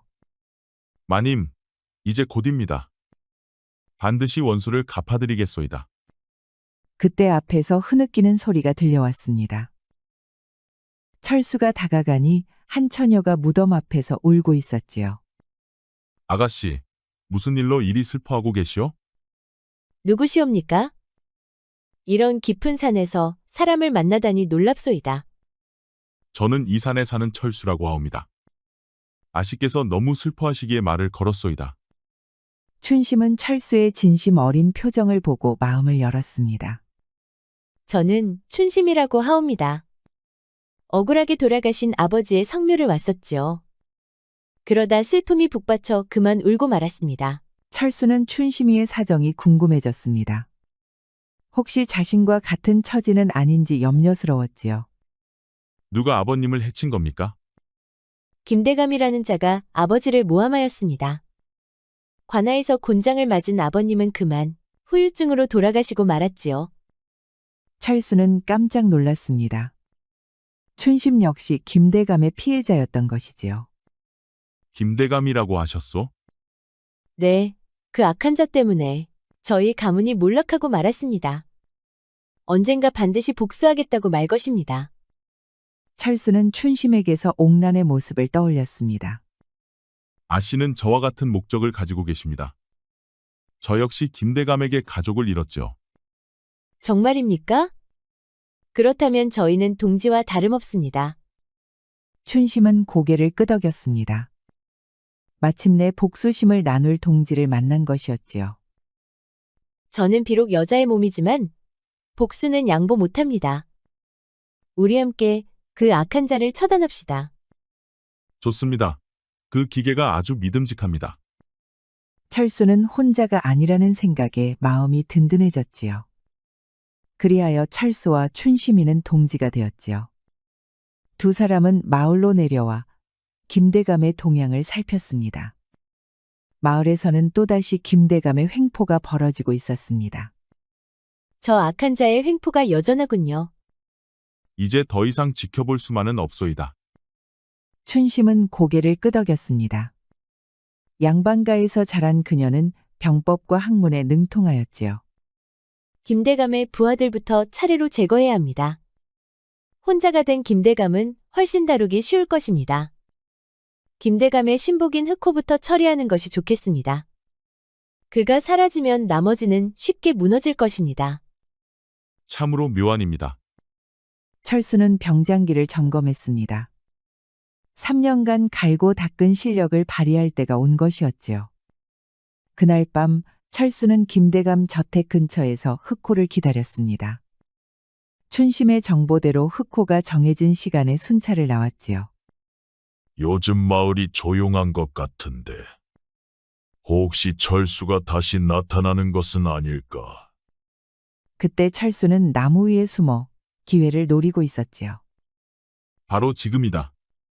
철수의 화살이 정확히 흑호의 심장을 꿰뚫었습니다. 흑호는 비명도 지르지 못하고 쓰러졌지요.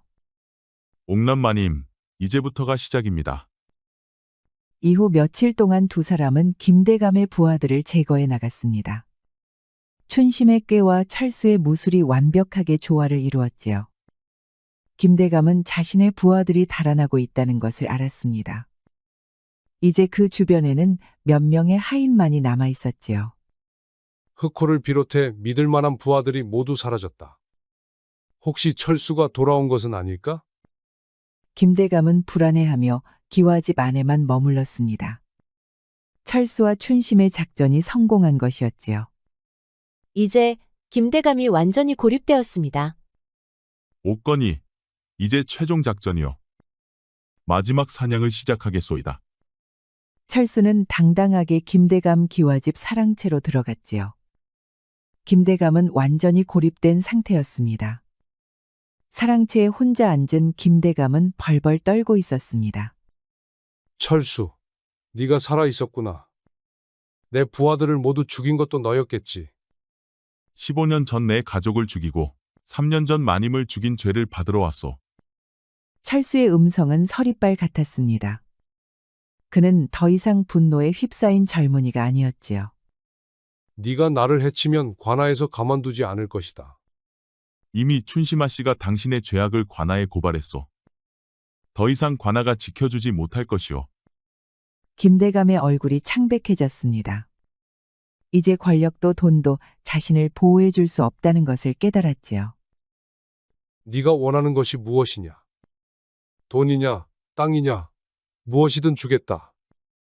당신이 줄 수 있는 것은 아무것도 없소. 당신이 저지른 죄값을 치르면 될 뿐이오. 철수는 활을 꺼내 화살을 시위에 걸었습니다. 제발 살려다오. 내가 잘못했으니 용서해다오. 김대감은 벌벌 떨며 뒤로 물러섰지요. 내 부모님과 형님이 용서를 빌었을 때 들어주었소? 옥남마님의 목숨을 구걸했을 때 들어주었소? 철수의 목소리에는 더 이상 분노가 없었습니다. 오로지 차가운 정의감이 담겨 있었지요. 이제 당신이 저지른 죄의 심판을 받으시오. 철수의 화살이 김대감의 심장을 정확히 꿰뚫었습니다. 김대감은 가슴을 부여잡고 쓰러졌지요. 마을 사람들이요. 이제 김대감의 횡포가 끝났습니다. 마을 사람들은 환호했습니다. 오랫동안 군림했던 악인이 마침내 처단된 것이었지요. 사람들은 서로를 얼싸안고 기뻐 날뛰었습니다. 허나 철수와 춘심은 인파 사이에서 조용히 사라졌지요. 철수는 춘심과 함께 옥란의 무덤을 찾았습니다. 무덤 앞에는 들꽃들이 피어 있었지요. 마님, 마침내 원수를 갚았습니다. 이제 편히 쉬시옵소서. 철수는 무덤 앞에 무릎을 꿇고 눈물을 흘렸습니다. 오랫동안 억눌러 왔던 감정이 터져나왔지요. 철수님 그만 눈물을 거두셔요. 마님도 철수님이 행복하기를 바라실 것입니다. 춘심은 철수의 어깨에 손을 올리며 위로했습니다. 그녀의 따뜻한 마음이 철수에게 전해졌지요. 오랫동안 잊고 있었던 행복을 이제는 찾아도 되겠지요? 그게 이를 말입니까? 저 또한 철수님을 돕겠습니다. 그리하여 두 사람은 새로운 곳으로 향했습니다. 석양이 물든 산길을 걸으며 미래에 대한 희망을 품었지요. 이제 복수가 아닌 사랑을 위해 살고 싶습니다. 저 역시 같은 마음입니다. 철수님과 함께라면 어디든 가겠습니다. 두 사람의 뒷모습에는 희망이 깃들어 있었습니다. 긴 복수의 여정이 끝나고 이제 진정한 삶이 시작되는 것이었지요.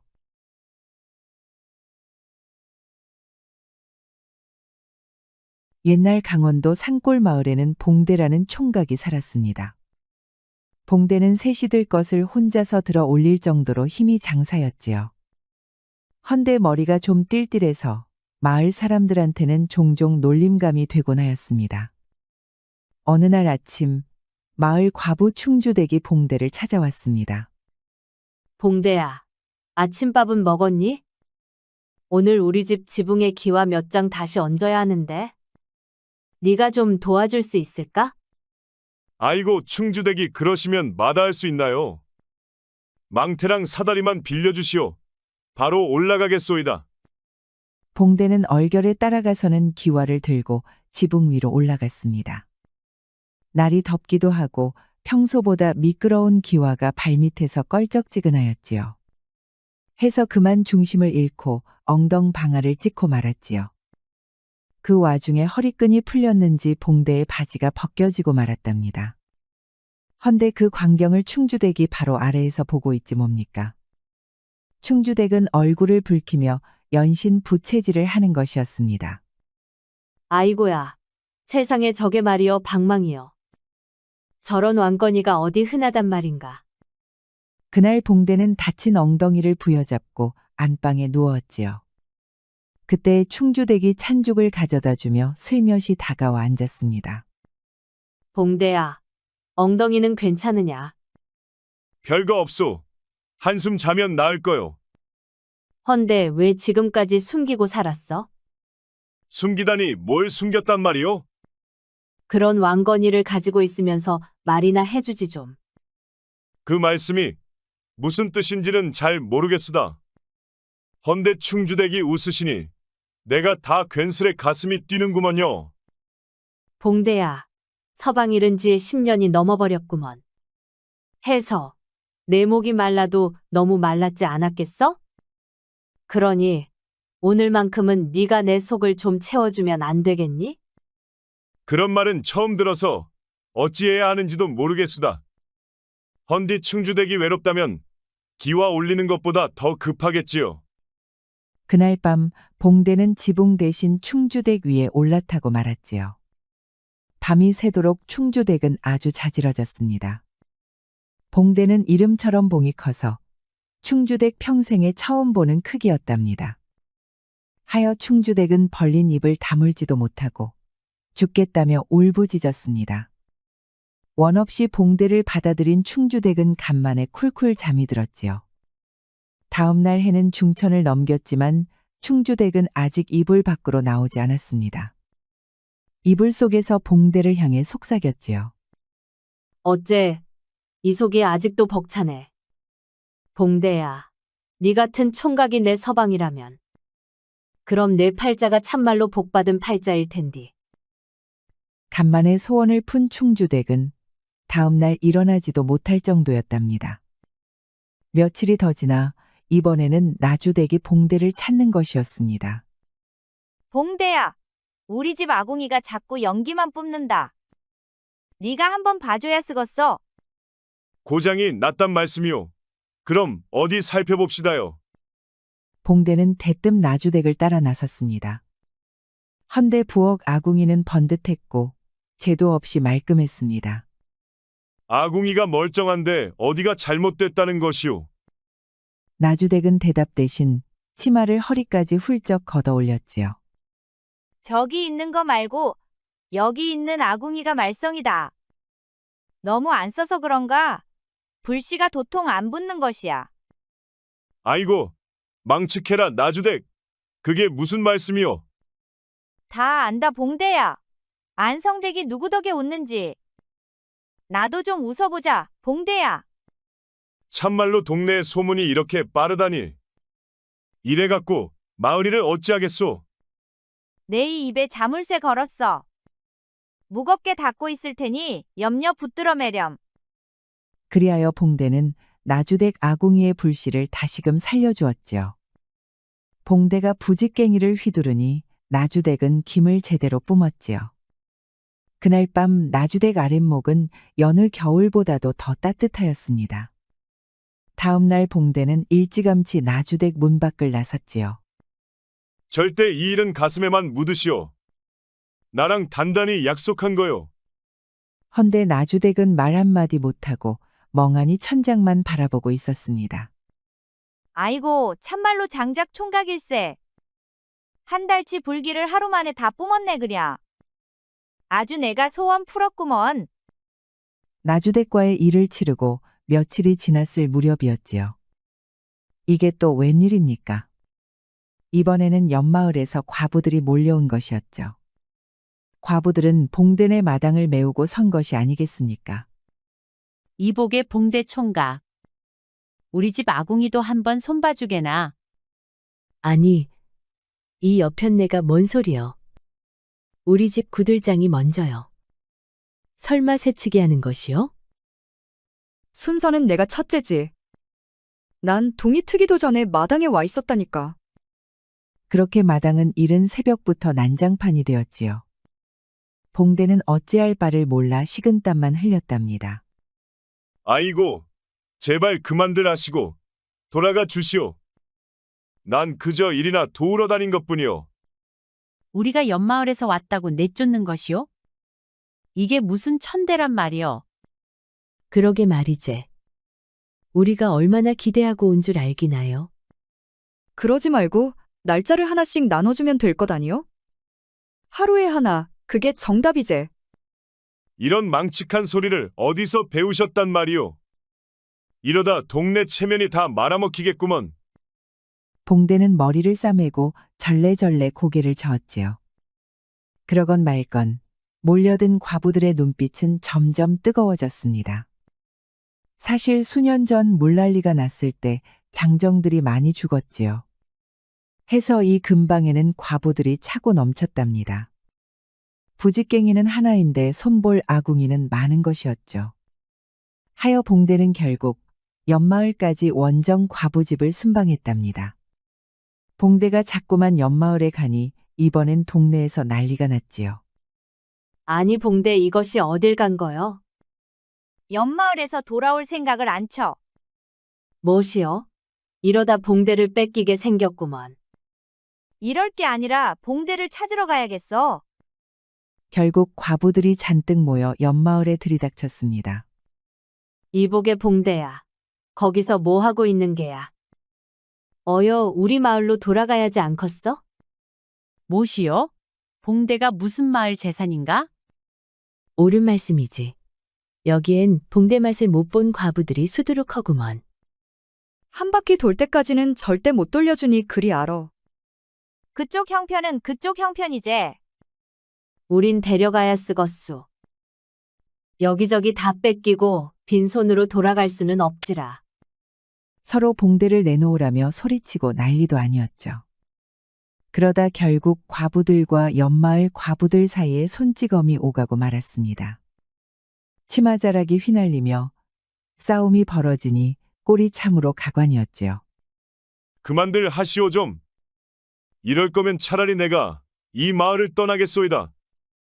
봉대가 붉어진 얼굴로 외쳤지요. 그제야 과부들의 손이 멈추고 일제히 그를 바라보았습니다. 봉대야, 그건 그냥 말인 거지? 설마 정말로 떠날 작정은 아니겠지? 나 하나 때문에 동네가 이리 시끄러워서 되겠소. 이러니 내가 어디 얼굴을 들고 다닐 수 있겠소? 알겠다, 알겠어. 제발 가지는 말거라. 싸움은 이제 안 할 테니. 봉대의 으름장의 과부들은 결국 싸움을 멈추었답니다. 헌데 그것도 그때뿐이었지요. 거의 사흘에 한 번일까요? 그 후로도 마을 과부들은 봉대를 가지고 싸움을 벌였답니다. 아이고 동네 창피해서 살 수가 없구나. 내가 미쳤지. 어쩌자고 일을 이렇게 벌렸담. 아닌 게 아니라 봉대의 얼굴은 초췌했습니다. 밤놀이도 하루 이틀이지요. 매일같이 과부들에게 쥐어짜이니 몸이 축날 수밖에요. 슬슬 지긋지긋해진 봉대는 마을을 떠나기로 마음먹었습니다. 당분간 마을을 뜨던지 해야지. 이러다가 제명에 못 죽지 싶다. 하여 봉대는 마을을 벗어나 길을 나섰습니다. 마을 과부들은 한참 후에야 봉대가 사라진 것을 알았지요. 아니 봉대 이것이 어딜 갔어? 옆마을에도 없다는데 숨어도 단단히 숨었구먼. 이럴 게 아니라 합심해서 봉대를 찾읍시다들. 한편 봉대는 산속에 초막을 짓고 살았지요. 좀 불편하긴 해도 홀가분하기가 이를 데 없었답니다. 진작에 이럴 것을. 조용한 것이 아주 마음이 편안하구만. 그렇게 며칠이 지났지요. 하루는 봉대가 산길을 지날 때였습니다. 덤불 너머에서 나뭇가지가 부러지는 소리가 들려왔지요. 그러더니 여인이 휘청이며 나타났습니다. 아이고 이보시오. 괜찮으시오. 어디 다친 데는 없소. 고운 옷자락이 찢기고 얼굴엔 흙이 묻은 채였지요. 여인은 바위에 기대숨을 몰아쉬며 말하였습니다. 산적들에게 쫓기다 간신히 빠져나왔습니다. 그러다 발을 헛디뎌 다리를 다친 모양입니다. 이런. 어디 한번 보십시다. 봉대는 여인의 발목을 살폈지요. 발목이 퉁퉁 부어오른 것이 단단히 삔 게 틀리없었습니다. 하여 봉대는 주저없이 여인을 업었습니다. 이래선 산길을 더 걷기 어렵겠소. 내 집으로 모시고 가겠소이다. 이 은혜를 어찌 갚아야 할지. 부지 이름이나마 여쭈어도 되겠습니까? 봉대라고 하오. 그저 사람 일은 도울 수 있을 때 돕는 것이지요. 봉대는 효원 마님을 업고 초막으로 향했습니다. 봉대는 마님을 안방에 눕히고 상처를 보살펴 주었습니다. 누추하지만 쉴 수는 있을 거요. 며칠이라도 여기서 쉬시며 상처를 추스르시오. 누추하다니요. 이리도 따뜻한 마음씨는 처음입니다. 참으로 감사합니다. 봉대님. 마님의 말씨는 나긋나긋하면서도 단정했지요. 품새는 또 어찌나 고운지요. 굳이 말하지 않아도 뼈대 있는 자손다운 기품이 서려 있었습니다. 행동 거지만 봐도 기품이 넘치는구나. 분명 높은 집, 마님이 틀림없어. 봉대는 그런 마님 앞에서 괜히 옷깃을 여몄지요. 그리고는 밤마다 약초를 다리고 죽을 쑤어 정성껏 간호하였습니다. 사흘이 지나자 마님의 발은 거의 회복되었지요. 떠날 채비를 하던 마님은 봉투 하나를 내밀었습니다. 혹시 동해 넘어 강릉에 갈 일이 있으신지요? 그럴 땐 이 편지를 들고 이대감 댁을 찾으십시오. 그곳에서 제 이름을 대면 모두가 알아볼 것이외다. 아니 이대감 댁이라니요. 혹시 강릉에서 이름난 그 대갓집이란 말씀이요. 그렇습니다. 그 집이 제 친정이랍니다. 제가 그 집 맏며느리이니 잘 봐주실 것입니다. 남편을 일찍 잃은 효원 마님은 시부모 이대감과 함께 살고 있었지요. 오늘 이 은혜를 언젠가는 꼭 갚고 싶습니다. 그 후로도 봉대는 밤낮을 가리지 않고 효원 마님을 정성껏 돌보았습니다. 마님은 봉대의 보살핌 속에 몸이 거의 다 나았더랬지요. 그러는 동안 봉대는 마님의 기품과 마음 씀씀이에 감복하였지요. 비록 입으로 말한 적은 없으나 속으론 큰 존경심을 품었습니다. 혼자서 걷는데 더는 무리가 없군요. 완쾌될 때까지 더 머무르시지요. 아닙니다. 이제 그만 떠나야죠. 그동안 참으로 고마웠습니다. 봉대님. 조심히 가시고 나중에 꼭 뵙게 되기를 바라오. 강릉에 오게 되면 꼭 들러주시길 바랍니다. 오늘날의 은혜를 잊지 않겠습니다. 효원 마님이 떠난 뒤 봉대는 마을로 내려왔습니다. 과부들은 난리가 났지요. 허나 봉대는 몰려드는 과부들을 점잖게 거절했습니다. 아직도 효원 마님에 대한 그리움이 남아 있었으니까요. 뭐시여? 이제 우리는 안중에도 없는 것이요? 봉대 저것이 생각할 시간이 좀 필요한가벼. 물건을 달고 태어난 것이 평생 참을 수 있어서? 오거니, 그때까지 어디 안 가나 지켜봐야겠구먼. 봉대는 밭으로 나가 김을 메고 잡초를 뽑았지요. 그날도 평소처럼 쟁기를 지고 들이를 보았답니다. 그렇게 세월이 흘러 가을이 되었습니다. 그러던 어느 날 누군가가 허겁지겁 달려왔습니다. 바로 동네 박영감이었습니다. 이복의 봉대야, 집에 있는가? 아니, 무슨 일이십니까, 어르신? 아, 말도 말게. 황소가 진창에 빠지고 말았네. 헌디 아무리 당겨도 꿈쩍을 안 하는구먼. 여럿이 달려들어도 도통 소용이 없어. 해서 자네밖에 생각이 안 나서 말이야. 아, 그러십니까요? 제가 한번 가보지요. 봉대는 박영감을 따라 황급히 들기를 향해 나섰습니다. 들판을 한참 걷자 진창 한가운데 황소 한 마리가 보였지요. 황소는 앞다리를 푹 빠뜨린 채 꼼짝도 못하고 있었습니다. 사람 셋이 매달려도 꿈쩍도 하지 않았지요. 잠시만 기다려보게. 내가 동네에서 줄을 가져오마. 줄은 됐습니다요, 어르신. 그냥 놔두시고 가만히 계셔보시구려. 봉대는 진창 속으로 성큼성큼 들어갔습니다. 그러더니 황소의 뒷다리 밑으로 손을 넣었습니다. 곧이어 봉대는 무거운 숨을 내쉬며 힘을 주었지요. 그러자 커다란 황소가 붕 떠오르는 게 아니겠습니까? 봉대는 황소를 번쩍 들더니 마른 땅 위에 내려놓았지요. 아이고야, 자네 사람 맞나? 장정 셋이서 못하던 걸 혼자 했는가? 자네가 힘 좋다는 소문이야 들었지만 이리도 무지막지한 줄은 몰랐구먼. 뭐 별거 아닙니다요. 그럼 전 가보겠습니다. 봉대는 감사를 듣는 둥 마는 둥 돌아갔습니다. 그렇게 또 며칠이 지났지요. 그날도 봉대는 들이를 마치고 집으로 향하고 있었지요. 헌데 저 멀리서 말발굽 소리가 들려오는 것이었습니다. 그런데 이 말을 탄 사람들이 봉대를 향해 다가오는 것이었지요. 그 선두에는 곱게 단장한 여인이 있었습니다. 다름 아닌 효원 마님이었지요. 아니, 마님이십니까? 이 먼 데까지 어인일로. 봉대님, 그간 평안하셨는지요? 그날 이후 늘 마음에 걸려 다시 찾게 되었어요. 효원 마님의 뒤에는 칼을 찬 무사들이 둘러서 있었지요. 어째 그 모습만으로도 보통 일이 아닌 것 같았습니다. 제가 드릴 말씀이 있어요. 잠시 시간을 내주시겠어요? 봉대와 마님은 조용한 곳에 앉아 이야기를 나누었습니다. 그날 제가 본 봉대님의 힘은 천하제 일이었습니다. 그 힘을 허투루 썩히기엔 너무 아깝습니다. 저와 함께 가시지 않겠어요? 그 강릉 저택으로 가자는 말씀이신가요? 가기 전 먼저 거쳐야 할 곳이 있어요. 그곳에서 몸을 더 단련하셔야 합니다. 그러면 훗날 나라의 큰일에 제가 청구하겠습니다. 봉대는 순간 당황하였지요.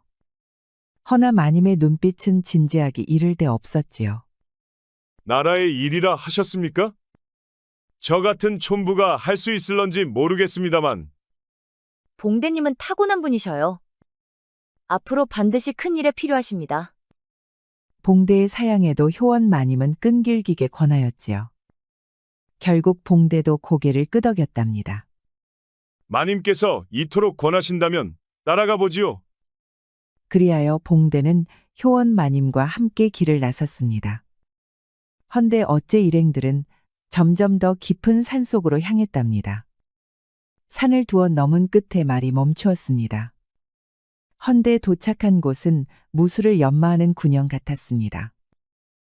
마님, 여기가 강릉은 아닌 듯 싶은데요. 여긴 산중 훈련소입니다. 봉대님께서는 먼저 훈련을 받게 될 겁니다. 모든 과정을 마치면 그 다음이 진짜 시작이에요. 봉대는 깜짝 놀랐지요. 허나 존경하는 효원 마님의 말이라 그러려니 했답니다. 하여 고개를 끄덕이고 문 안으로 들어섰지요. 군영에는 무사들이 도열해 있었지요. 효원 마님은 회색 갑주를 입은 장수를 향해 말했습니다. 최검객, 이 사람이 바로 제가 말씀드린 분입니다. 천성이 강골이니 크게 키워보실 수 있을 겁니다. 이런 촌사람이 대체 무슨 능력이 있다는 것이요? 제가 직접 보았습니다. 진창에 빠진 황소를 혼자 들어 올리더군요. 말 같지도 않은 소리를. 좋소. 그렇다면 내가 직접 시험해 보지요. 그리하여 봉대는 최검객의 뒤를 따라갔습니다. 최검객은 봉대를 데리고 훈련장으로 향하였습니다. 그리고는 큼직한 바위덩이 하나를 가리켰지요. 자네가 힘이 장사라 들었네. 그렇다면 저 바위덩이를 들 수 있겠나? 뭐 한번 해보지요. 봉대는 느긋하게 바위 앞으로 다가갔습니다. 그리고는 숨을 깊이 들이신 뒤 힘을 주었습니다. 그러자 어른 몸통만 한 바위가 들썩거리는 게 아니겠습니까? 순간 바위가 번쩍 들려 허리춤까지 올라왔지요. 그 모습을 본 최검객은 눈이 휘둥그레졌답니다. 보통 인물이 아니군. 좋다. 일단 합격이다. 그날 이후 최검객은 봉대에게 온갖 무술을 가르쳤습니다. 봉대는 배우는 족족 몸에 익혔지요. 그 실력이 하루가 다르게 늘어가서 석 달이 지나자 군영 내에서 당할 자가 없었답니다. 몇 달이 흐른 어느 날이었습니다. 최검객이 훈련장에 무사들을 모아놓고 말했습니다. 오늘은 봉대의 실력을 시험해보려 한다.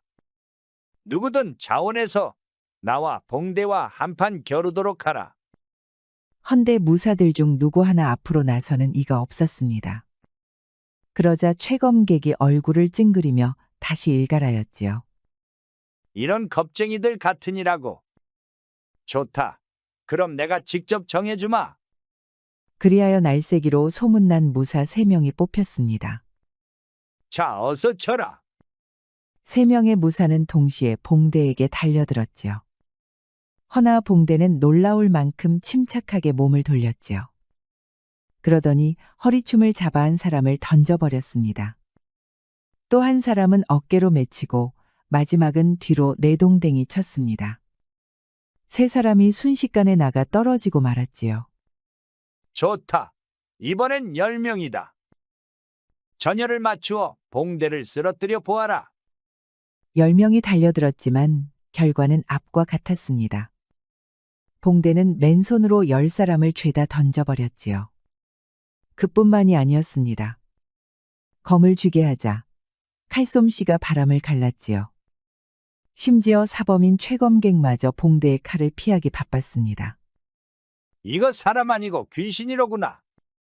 마님은 대체 어디서 이런 복덩이를 가져오셨담? 최검객은 봉대가 무인의 그릇을 타고났다며 기뻐하였습니다. 반년 만에 휘하 무사 중 으뜸이 되었으니까요. 봉대 자네에게 거는 기대가 크네. 헌데 정작 봉대는 심드렁했습니다. 처음 따라올 때 말했던 바와 너무 달랐거든요. 그저 산중에서 훈련만 하니 지루하기 짝이 없었지요. 결국 참다 못한 봉대는 최검객을 찾아갔습니다. 저는 마님께서 강릉에 데려간다 하셔서 따라왔습니다요. 헌데 한 해가 넘도록 훈련만 하는 것이요. 그리 성급할 것 없네. 마님께서 큰 뜻을 두셨기에 조용히 때를 기다리는 것이야. 조금만 더 인내해보게. 뜻을 펼칠 날이 멀지 않았네. 말씀은 늘 그리하시지만 말입니다요. 대체 언제까지 기다리란 말씀이십니까? 이렇게 칼만 휘두르다 늙는 것 아니겠소? 그제야 최검객은 제대로 답해 주었지요. 그 언제가 머자 나올 것이야. 아마 한두 달 안으로 정해질 걸세. 그때까지만 더 참아주게. 봉대는 답답하긴 했지만 딱히 어찌할 도리가 없었지요. 하여 검을 들고 다시 훈련장으로 나섰습니다. 에휴, 효원 마님을 믿고 참아야지. 봉대는 사실 효원 마님을 너무나 보고 싶었거든요. 훈련을 게을리하다가 마님 뵐 낯이 없으면 안 되지. 그리하여 봉대는 꾹 참고 훈련을 이어갔습니다. 그러던 어느 날 훈련장에 나팔이 울렸습니다. 최검객이 무사들을 모두 불러 모았습니다. 드디어 거사의 날이 도래하였노라. 모두 복면을 쓰고 무기를 챙기거라. 무장을 마치는 자부터 나를 따르도록 하라. 군영의 무사들은 복면을 두르고 칼과 창을 챙겼습니다. 최검객은 봉대에게도 복면을 건넸지요. 봉대, 자네도 함께 가야 하네. 이 거사는 자네 없이는 완성할 수 없지. 도대체 무슨 일입니까? 최검객이 목소리를 낮췄지요. 강릉의 이대감을 기억하나? 그가 효원 마님을 배신하고 죽이려고 들었다네. 우리의 거사는 이대감에게 징벌을 내리는 일일세. 최검객의 호령에 수십 명의 무사들이 말에 올랐습니다. 그들이 향한 곳은 다름 아닌 강릉이었지요. 검은 복면을 두른 무사들의 행렬은 마치 전쟁터로 향하는 군대 같았습니다. 이제야 강릉으로 가는 것이구먼. 헌데 저 많은 무사들로 무엇을 하겠다는 것인지. 봉대는 영문을 알 수 없었지요. 그래도 묵묵히 말고삐를 잡았습니다. 해질 무렵 그들은 강릉 성문 앞에 도착하였습니다. 성문을 지키던 병사들이 최검객에 알아보았지요. 이들은 막기는커녕 곧바로 성문을 활짝 열었습니다. 하여 무사들은 아무런 저항 없이 진입하였답니다. 그들이 향한 곳은 이대감의 저택이었습니다. 최검객은 무사들을 향해 외쳤습니다. 이대감은 마님을 배신한 자다. 그 집에는 사병 많으니 절대 방심 마라. 봉대, 자네는 나와 함께 앞장을 서게. 수십 명의 무사들이 대문을 박차고 들어갔습니다. 봉대는 가장 앞에서 대문을 통째로 걷어차 무너뜨렸습니다. 이대감의 사병들과 하인들이 막으러 달려나왔지요. 허나 최검객 휘하 무사들 앞에서는 속수무책이었습니다. 기합소리와 함께 창날이 번뜩였지요. 저택 사방에서 비명소리만이 울려 퍼졌습니다. 당황한 이대감은 이내 무사들에게 붙들렸습니다. 무사들은 이대감을 마당에 무릎을 꿇렸지요. 이게 무슨 짓이냐? 감히 사대부의 집에 무사들을 들이다니. 나는 조정의 벼슬을 지낸 사람이다. 니들이 이러고도 무사할성 싶으냐? 마님을 배신하고 사람을 죽인 자에겐 자비란 없다. 이대감, 오늘 너의 목을 내 손으로 벨 것이다. 최검객은 칼을 빼어들고 이대감 앞에 섰습니다. 그러자 봉대가 다급히 최검객을 막아섰습니다. 검객날이 잠깐만 멈추시지요.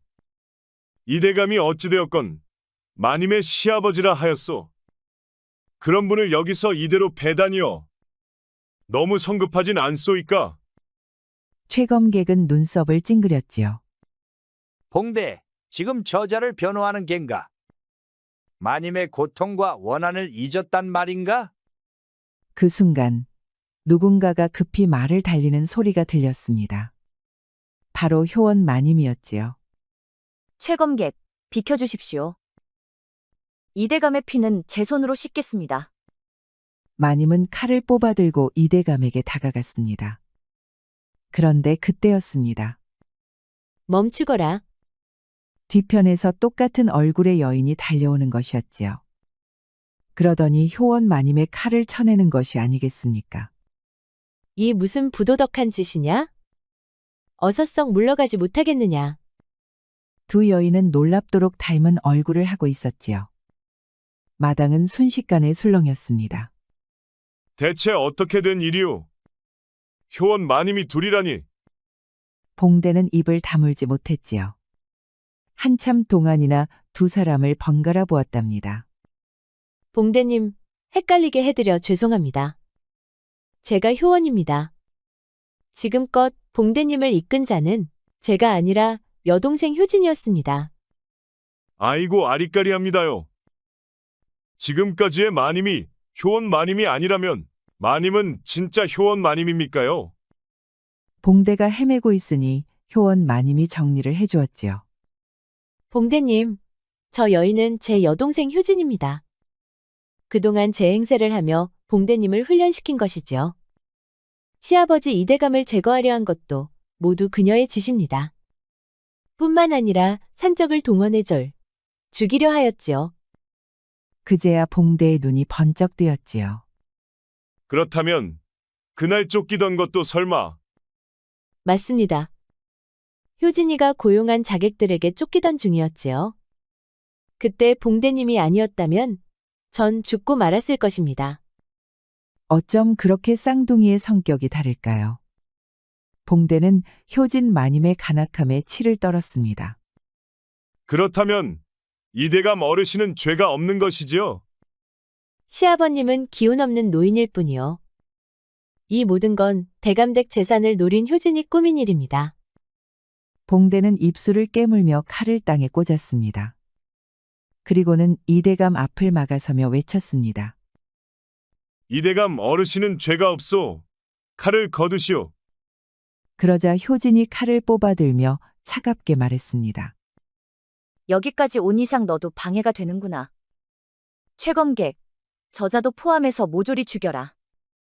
알겠소, 마님. 최검객과 자객들이 덤벼들기 시작했습니다. 하지만 봉대는 자객을 집어던지고 무기는 죄다 부러뜨렸지요.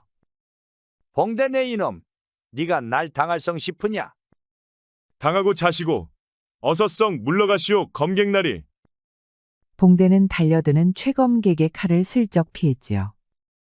그러더니 허리춤을 붙잡아 바람개비 돌리듯 돌렸답니다. 그리고는 한참 만에야 손을 놓았지요. 최검객은 종이 비행기 마냥 날아가서는 기둥에 처박히고 말았습니다. 아주 거품까지 물고 기절했구먼. 최검객을 마지막으로 모든 자객들이 쓰러졌지요. 그 틈을 타요진 마님은 도망을 쳤지요.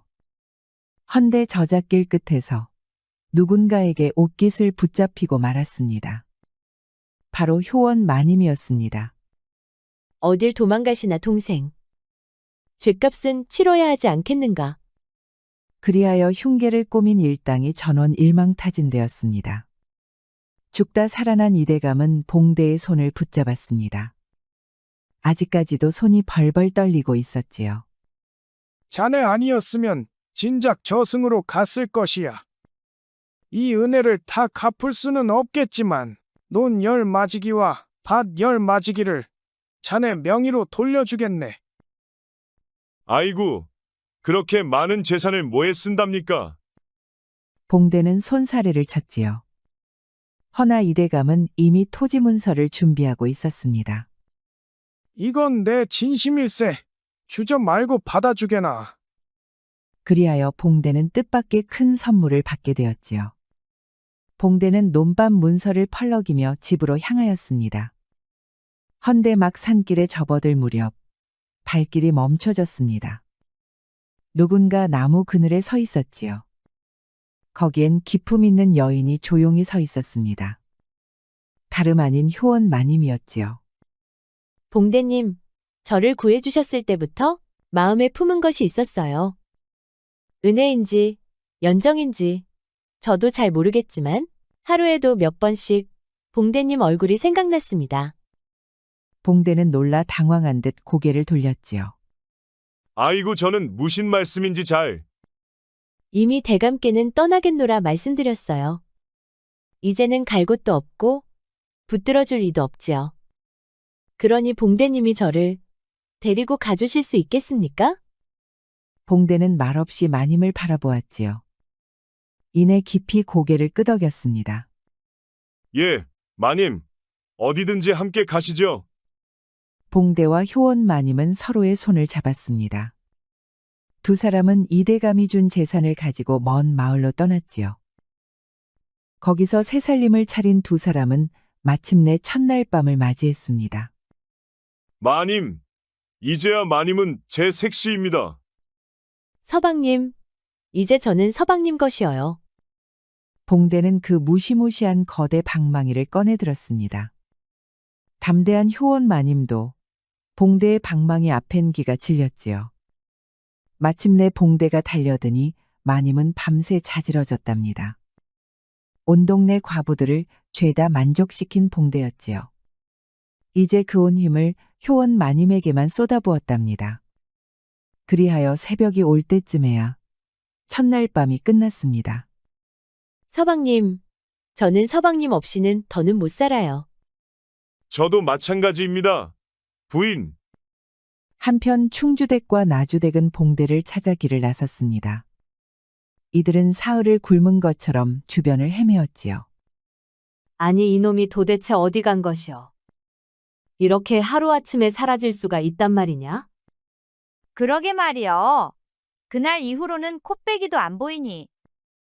분명 다른 여편네한테 잡혀간 것이 틀림없다니까. 그 소문을 들은 이웃마을 과부들까지 합세하였지요.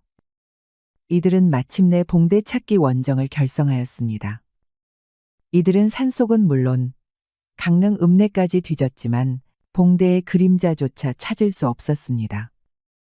그놈을 그때 그냥 집안에 묶어두는 것이었어. 그러게 말이여. 그 크고 묵직한 몽둥이를 어디 가서 찾는담.